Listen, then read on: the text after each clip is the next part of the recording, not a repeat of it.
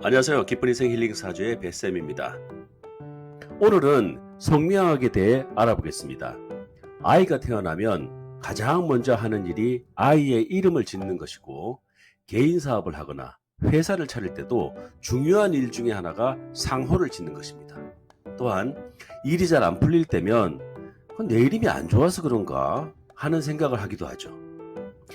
누구나 좋은 이름을 가지고 싶지만 장명하는 방법을 모르거나 어려워서 혼자 짓지 못하는 거죠.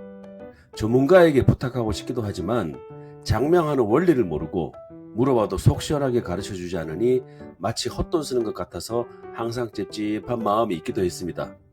저도 그랬거든요. 그래서 준비했습니다. 이번 성명학 강의 영상에서 성명학의 개념과 작성 원리, 실제 장명 방법 등을 꼼꼼하게 알려드리려고 합니다. 세상에는 성명학에 대한 책이 참 많지만 일반인이 시간 내서 책을 구입하고 읽기가 부담스러운 것이 사실입니다. 좀 더 편하고 쉽고 그 중에서 가장 중요한 무료로 일반인도 쉽게 익힐 수 있는 영상이 있으면 좋겠다는 생각을 하게 되어 이 영상을 만들게 되었습니다.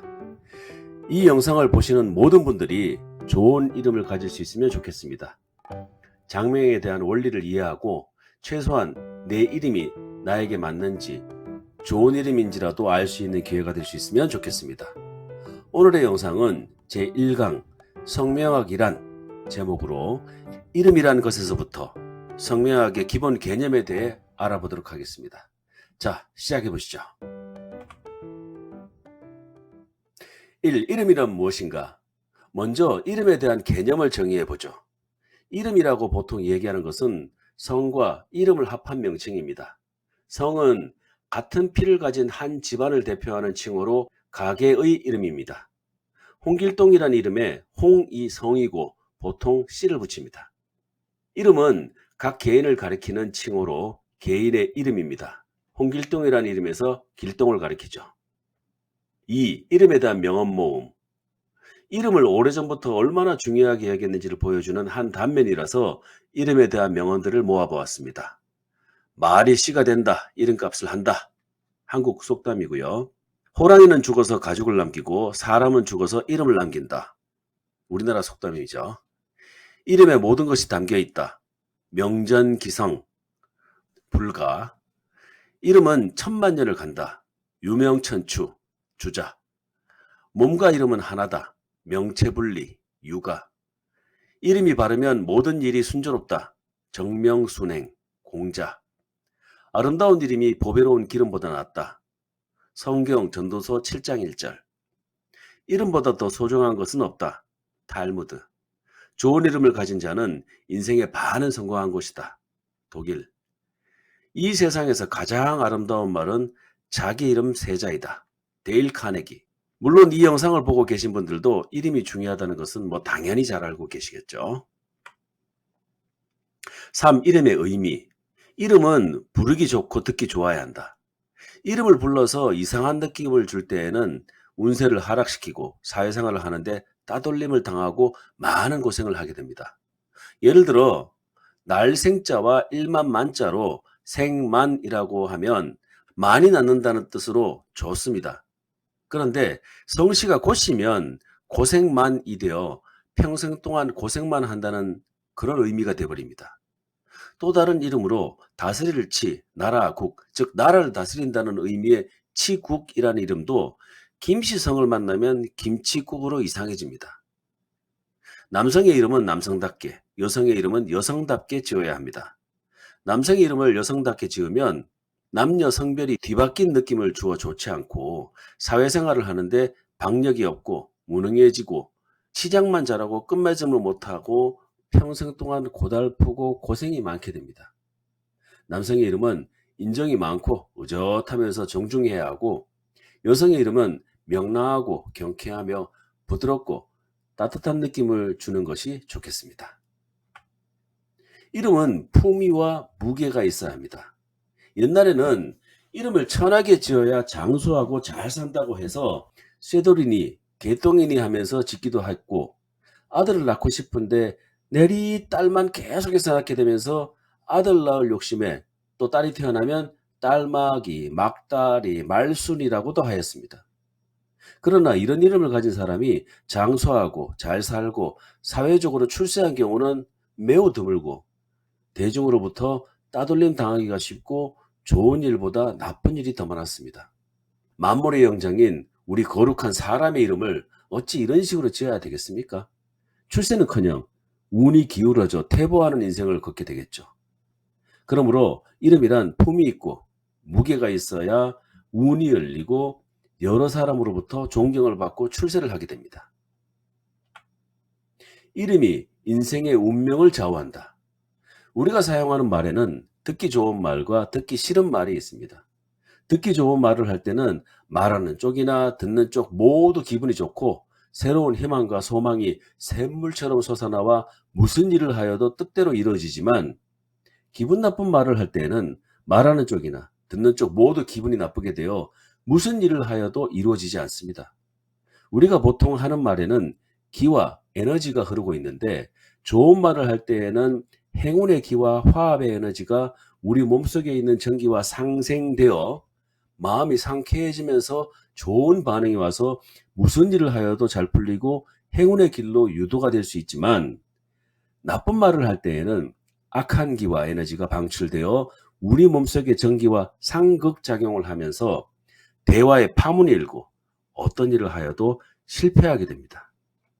우리가 하는 말에도 많은 기와 에너지가 작용하여 좋은 일과 나쁜 일을 한없이 만들어내는데 내 이름을 수많은 사람들이 불러주었을 때 내 이름의 기와 에너지의 파동은 어떤 작용을 하고 있을까요?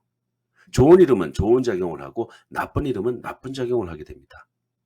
이와 같이 이름이란 자신을 대표하며 평생을 그림자처럼 따라다니면서 운세의 작용을 하는데 만물의 영작인 나의 또는 나의 소중한 자녀의 이름을 함부로 짓는다면 어떻겠습니까?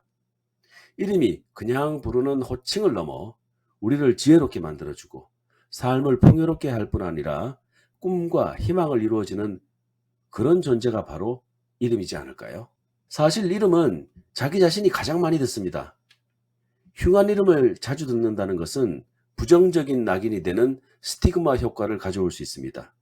스티그마 효과는 개인이나 집단이 부정적인 이미지, 편견, 낙인 등을 받아서 사회적으로 소외되거나 자아 존중감이 저하되는 심리, 사회적 반응을 말합니다. 즉 자신이 부정적으로 묘사하는 이름을 자주 듣게 되면 나를 이름과 동일한 의미로 낙인 찍어버린다는 말입니다. 말에는 각인력, 견인력, 실천력 등이 있습니다. 종교적 기원을 담은 진언을 반복하는 것도 바로 이 때문입니다. 삼국시대의 원효대사가 그 당시 힘들게 사는 일반 백성들에게 나무아비 타물만 외치면 누구나 극락세계에 갈 수 있다고 이야기한 일화를 아실 겁니다. 이 반복적인 진언이 나의 의지를 나타내고 나에게 힘을 주는 것이죠. 반복적인 진언이 이러한 의미를 가지는데 이름은 나를 지칭하는 단어로 하루에 수많은 사람들이 수많은 의미를 담아 나를 부르는데 그것이 좋지 않은 의미면 어떻게 될까요? 거의 저주에 가깝지 않을까요? 반면 좋고 바른 이름일 경우에 잘 될 것이라는 자기 암시 효과가 있어서 최소한 플라시보 효과라도 기대할 수 있습니다. 플라시보 효과는 유효한 성분이 없는 비활성 물질, 즉 가짜 약을 진짜 약으로 속여서 환자에게 투여했을 때 환자의 증상이나 상태가 호전되는 현상을 말합니다. 이는 환자의 믿음과 기대가 신체적 반응에 영향을 미치는 심리적 현상으로 의학 연구와 임상실험에서 중요한 요소로 고려됩니다. 그러므로 계명을 하면 좋겠지만 계명이 어려운 경우에는 차선책으로 아호를 지어 부르는 것도 또 다른 방편이라고 할 수 있습니다.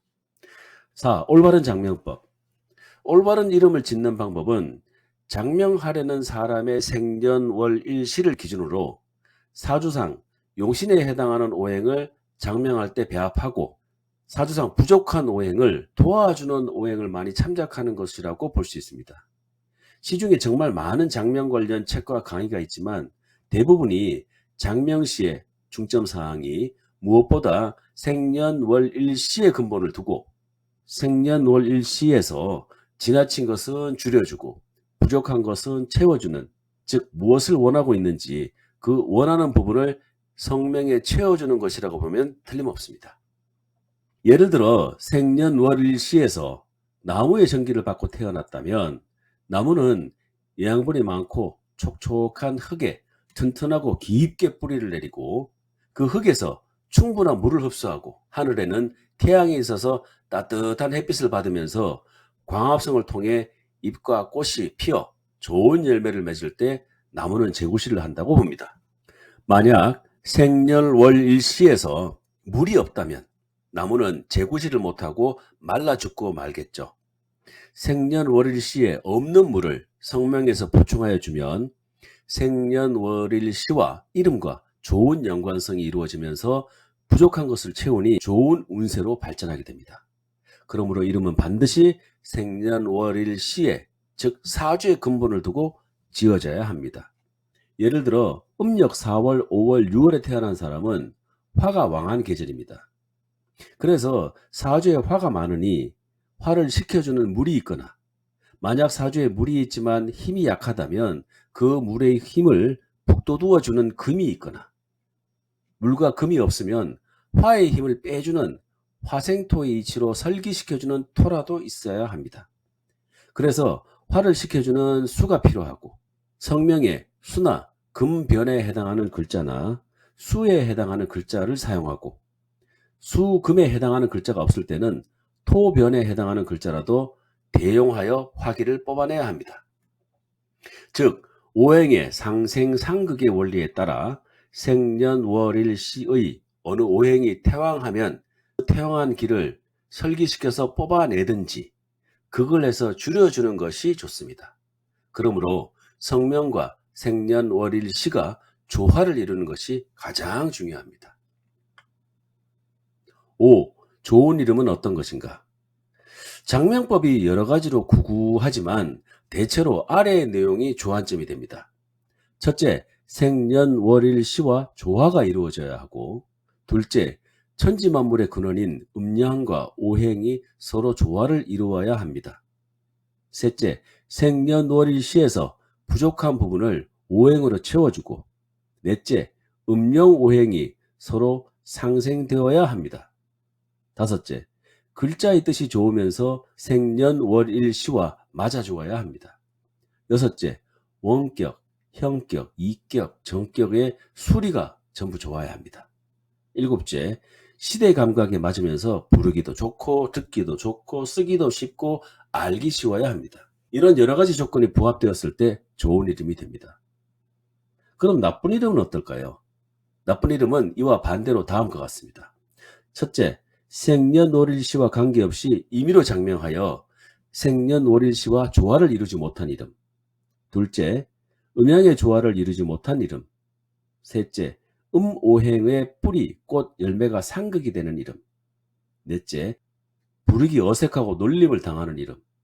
다섯째, 원형이정, 즉 사격의 소리가 안 좋은 이름입니다. 6. 동양오술과 성명학. 성명학을 알아보는 김에 성명학이라는 학문이 동양의 수많은 학문 중에 어디에 위치해 있고 어떤 중요성이 있는지 알아보겠습니다. 동양에는 오술, 즉 5가지 중요한 학문이 있습니다. 이른바 동양오술이라고 합니다. 첫 번째가 명을 다루는 학문이 있고요. 두 번째가 점이라고도 하죠. 복점, 점을 보는 학문이 있고, 세 번째는 상을 보는 학문이 있고, 네 번째는 의학을 다루는 학문이 있습니다. 다섯 번째는 산, 풍수지리입니다. 지금 다루고 있는 부분은 성명학입니다. 성명학은 위 5가지 범주에 넣는다면 명에 들어갑니다. 천명은 사람이 태어나면서 받은 본래 숙명적인 요소입니다. 보통 운명이라고 이해해서 변화시킬 수 없는 것으로 생각합니다. 이 천명을 변화시킬 수 있는 방법이 3가지가 있습니다. 첫 번째가 기문둔갑, 두 번째가 풍수, 세 번째가 장명입니다. 좀 더 상세히 나누어서 설명을 드리면 동양의 성인들이 사람이 타고난 운명을 바꿀 수 있는 방법으로 첫 번째가 기문둔갑이라는 학문이 있다고 했습니다. 그럼 이 사람이 본래 사주상으로는 가난하게 태어났지만 기문둔갑이라는 학문을 활용해서 운을 바꿀 수 있습니다. 그래서 가장 먼저 꼽는 것이 기문둔갑이고요. 그 다음에 이제 풍수질이라고 하는데, 풍수라는 것은 양택과 음택으로 나누어지는데, 양택은 좋은 집에서 살게 되면 운이 바뀐다는 것이고, 또 음택은 조상의 묘자리를, 좋은 묘자리를 쓰게 되면 가문이 번창하게 되고 자손이 훌륭한 사람이 태어나고 또 질병을 앓고 있는 사람이 완쾌되는 그러한 묘법이 이 풍수에 대한 학문입니다. 그 다음 세 번째가 장명인데, 이름을 그 사람의 사주에 음양오행상 부족한 오행을 이름에다 넣어 지어주는 것입니다. 성명학은 이렇게 중요한 학문이라고 볼 수 있습니다. 7. 성명학의 얼개. 본 영상에서는 장명을 크게 두 가지 방법으로 하고 있습니다. 첫 번째가 수리성명학입니다. 이제까지 우리나라에서 장명을 하는 방법이 대부분 이 수리학을 기준으로 두고 있습니다. 수리성명학은 수리오행, 삼원오행, 음영오행, 용신오행을 도출하고 각각의 격을 구분하고 총획, 원형이정 등 총 6가지의 주요 항목에 적합한 격이 나오도록 장명을 하는 방법을 말합니다. 두 번째가 파동성명학이라고 합니다. 이 파동성명학은 일본에서 현재 성행하고 흥행을 이루고 있는 성명학입니다. 파동성명학이란 사람이 타고난 생년월일시에 따라서 그 사람 고유의 진동수가 있고 에너지가 있는데, 장명을 할 때 그 사람 고유의 에너지와 진동수에 맞게끔 불러주는 이름을 장명을 하면 그 사람은 좋은 기운을 더욱더 홍복시킬 수 있다고 하는 개념입니다. 주요 구성 방법으로는 음양오행, 육신, 12천장, 12포태운성, 12신살 등의 개념이 복합적으로 구성되어 있습니다. 이 두 가지를 모두 같이 연구해 보도록 하겠습니다. 다음 시간에는 수리성명학의 원리와 실제 장명 요령에 대해 알아보겠습니다. 오늘의 영상이 도움이 되셨다면 구독과 좋아요 그리고 댓글 한 줄 부탁드립니다. 제가 다음 영상 만들 때 진짜 큰 힘이 됩니다. 그럼 기쁜 인생 힐링 사주 오늘의 영상은 여기서 마치고요. 우리는 다음 영상에서 다시 만나겠습니다. 고맙습니다.